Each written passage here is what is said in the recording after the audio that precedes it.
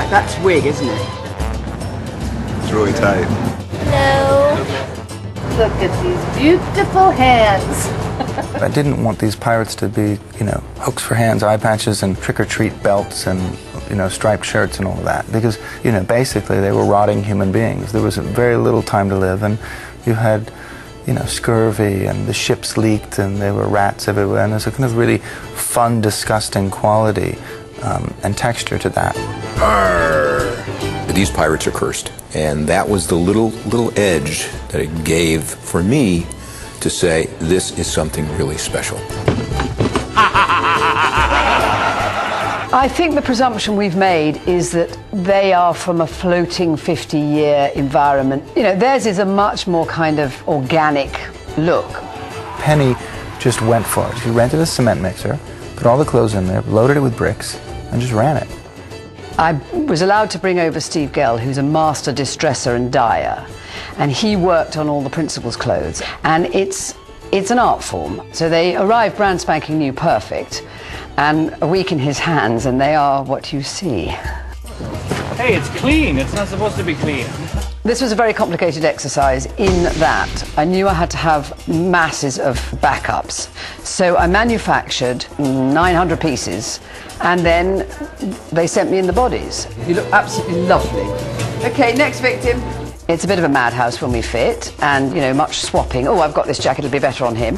And they just kind of came together. But the other thing that was really a big contribution is that I had makeup and hair in the fittings. So they got wigged up, they got made dirty. So by the time I was given them, they already looked pretty good. Off you go.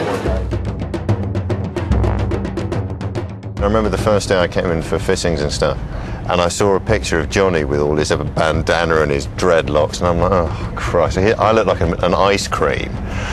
And these guys just look so cool. We've had some really big days where we've had, you know, between 30 and 40 hairdressers in, and 200 to 300 background working, mixtures of townsfolk and upper-class citizens, and it's an enormous circus. It's just kind of like an assembly line. Whatever chair is open, you either go to makeup or you go to hair. We've had upwards of 50 makeup artists at times on the show. Now this one will go, I almost have a dot to dot, see those dots right on the curve. It's a certain technique that we're using to create the look on these pirates. I guess in layman's terms, it's kind of a layering of color and stippling. It's not like smudged on with a sponge, it's actually stippled on with a brush. So what it does is it really gets into the creases and the crevices, and it makes them look really grimy and really cruddy. A lot of it is like rubber mask greases and inks and all kinds of concoctions that we've come up with, and we found that pretty much dish soap takes off just about anything we put on. It's really all about the teeth, ultimately. The false teeth that are made are actually vacuum formed, so they're very comfortable for the actors to wear, and it doesn't inhibit their speech. Prepare to board! And it's just colored, so we never have to worry about touching up and making rotten teeth. We have several different contact lenses made from Mackenzie. One of them is soft that he'll wear all the time. The hard lens really bulges out his eyes, so he actually looks like his eye is protruding a little bit. But the idea is he has a wooden eye, and of course we have a lens technician with us all the time. Lee also wears contact lenses that are really, really yellow. He just looks so evil with these yellow eyes glazing. And the opera's one of those next. Geoffrey wears contact lenses as well. They're not quite as strong. It takes the brightness out of the eye, which gives him a real kind of sickly look. And Johnny actually has lenses that he wears too, but nobody would know it because I had contact lenses made for him that were actually sunglasses. And he wears those here when he's out shooting in the sun, so he's not squinting all the time. I'm gonna teach you the meaning of pain. Jacoby's kind of an interesting guy because his beard is always on fire. We built a big beard for him, and within that beard we added these dreads that have wire in them with little copper sockets at the end, and we insert these incense wedges, and we fire those incense wedges up, and then he smokes the whole time. And it's kind of a big ordeal because every take we have to replace the incense and relight them. He's been burned a couple of times, and when he's doing action stuff, when his beard flips around, he might, you know, burn somebody, or it might like start part of his beard on fire, or, you know, singe, you know, you kind of always smell burning hair around this guy. Ready, and action! It's going to have all the thrills and chills that you would expect from a big adventure. The stunt work on this was way more intense than anything I've done before. But I'd say the most difficult thing was just remembering all of the moves in terms of the sword fights. So we circle. Sorry, once again. They were more kind of precise, there was more involved for these specific beats. That dogs we circle. This was definitely very demanding for everyone. 1, 2, 3. Ah, that was wrong. I'm the sword master, and I started in 1952 with Errol Flynn on the Master of Ballantrae. That gives me 50 years of service in the film industry. You name a sword fighting sequence that blew your mind in any huge movie, it was Bob. In, out, in, out. Screen fighting is choreographed stuff which both combatants know about, and they make it as large as they can so that it is picked up by the audience. Bob Anderson understood acting with a sword. He said, just because it gets faster doesn't mean to say it's better. He said, you know that as an actor, it's the beats in between. You're taught to hold it. Then you're taught how to use it. Attacking, you use the front edge of the blade. When you parry, which is defense, you use the strong part of the blade, which is there.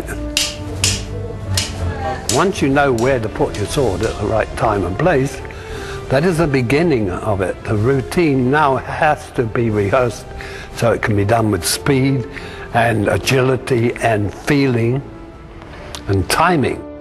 It's like muscle memory, you know, your muscles have memory in the same way that your brain does. So when you're learning a sword routine, you kind of go over the routine numerous times in order for it to sort of sink in. It was interesting because I kind of learned the choreography to these things before I actually knew the character fully. So it was kind of interesting to incorporate the character into the moves.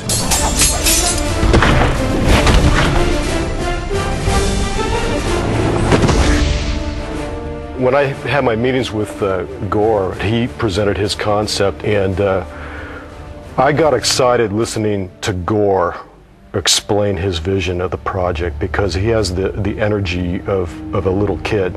I loved Captain Blood, Crimson Pirate, you know, all of those movies. It's just that there's something about piracy. Welcome aboard the Black Pearl. I think what's fun about the first big sword fight between Orlando and Johnny is it's the kind of classic first set piece. And we're having a lot of fun with it, but there's no doubt that at any moment someone could lose an ear. You all right? Yeah. It's good as gold. We go through an exhaustive rehearsal process with everybody, and it's pretty intimate. What I call my quiet time with the actors, where we talk things through and take sort of a low-key internal approach to it. It's one thing to learn the choreography of a stunt action or a sword fight or a fight or whatever it is, but then they have to start coloring it with their characters. And I try to let the actors do that from day one. That's how the collaborative effort starts rolling. You like pain? Try wearing a corset. When I first read the script, I was like, oh, this is going to be easy. I'll sit in the back of carriages, I'll wear pretty dresses, I'll pout a bit, you know, it'll be fine. But actually, I've had a lot of stunt work to do, which, for somebody as lazy as me, has been rather challenging.